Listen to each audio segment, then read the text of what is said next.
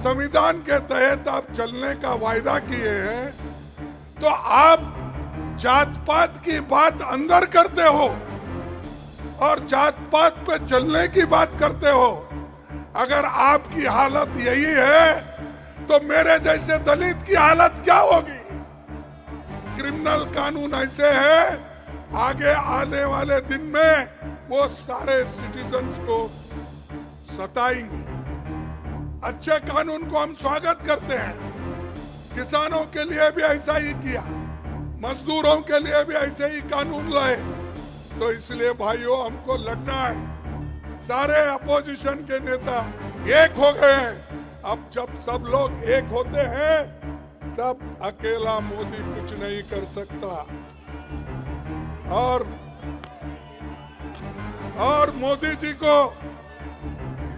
जी को इतना घमंड आया है।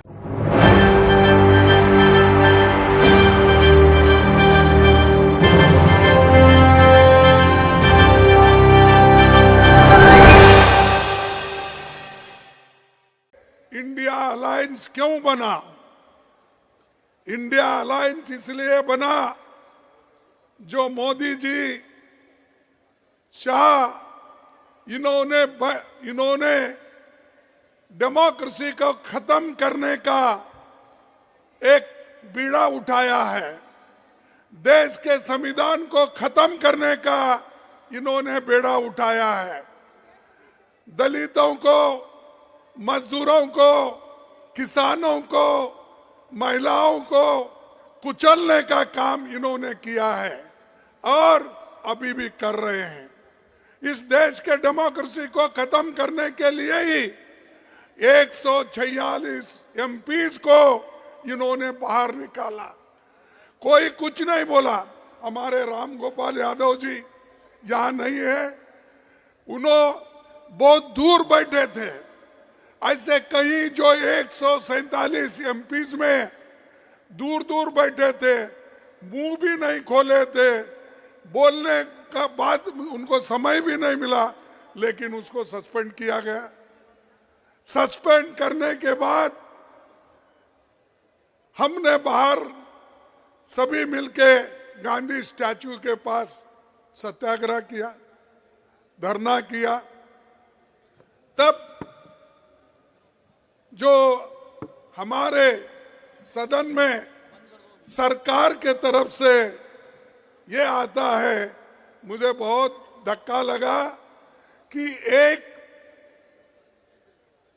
संविधान के उच्च पद पे बैठते हैं ऐसे लोग कहते हैं कि मैं एक फलाना जाति का आदमी हूं, इसीलिए मुझे इंसल्ट कर रहे हैं। अरे, अगर आप देश के संरक्षक करने का अधिकार लिए हैं, संविधान के तहत आप चलने का वायदा किए हैं, तो आप जात पात की बात अंदर करते हो और जात पात पे चलने की बात करते हो। अगर आपकी हालत यही है तो मेरे जैसे दलित की हालत क्या होगी? मैं जब उठता था, सदन में उठता था बात करने के लिए, आपके तरफ आवाज उठाने के लिए, तो उस वक्त कभी मुझे मौका नहीं मिलता था।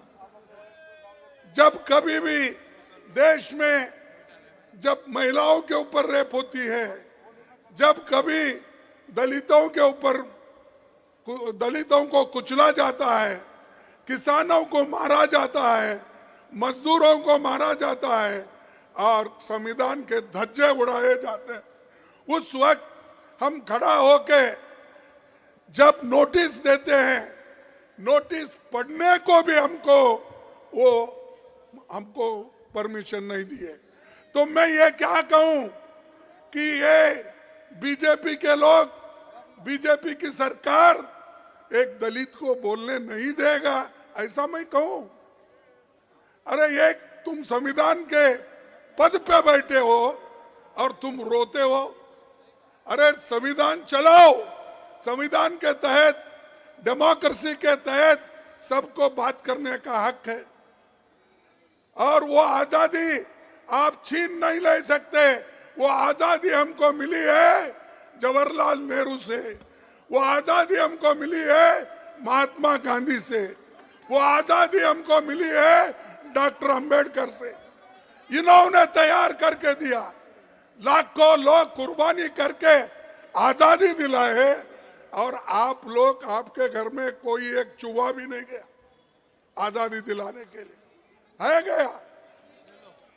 और वो हमको कहते हैं देश को ये बर्बाद कर रहे अपोजिशन के लोग, देश को ये लोग यहाँ पर डेमोक्रेसी नहीं चलने देते, ये कहते हैं।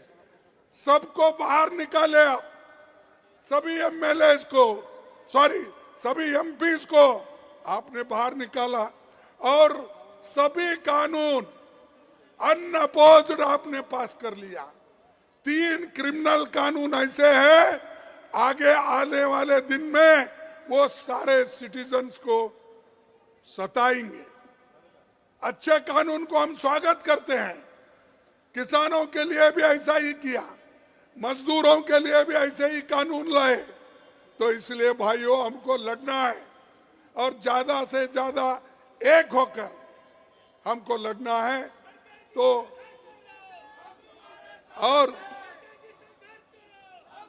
और आज मोदी जी हर एक को दबा रहे, हमारे कार्यकर्ताओं को जहां कहीं इलेक्शन आता है उनको ईडी का डर, सीबीआई का डर, इनकम टैक्स का डर। अरे कितने डराते हो? अरे ये अपोजिशन पार्टी कांग्रेस ये डरने वाली नहीं है, झुकने वाली नहीं है। अगर आप कितनी भी कोशिश करो, आप मोदी साहब आप कितनी भी कोशिश करो हमको मिट्टी में दबाने की, हम बीज है, बार बार उठने की आदत है हमको। हम तो तुम दबाने की कोशिश करते हो तो हम उठते हैं, और देश को बचाने के लिए, संविधान को बचाने के लिए, लोकतंत्र को बचाने के लिए हम सब एक होकर लड़ रहे हैं। मुझे खुशी है कि सारे अपोजिशन के नेता एक हो गए हैं। अब जब सब लोग एक होते हैं तब अकेला मोदी कुछ नहीं कर सकता। और मोदी जी को इतना घमंड आया है, इलेक्शन से पहले ही कहते हैं कि 400 सीट जीतेंगे। तो क्या मतलब भाई, 400 सीट जीतने का क्या है तुम्हारे पास?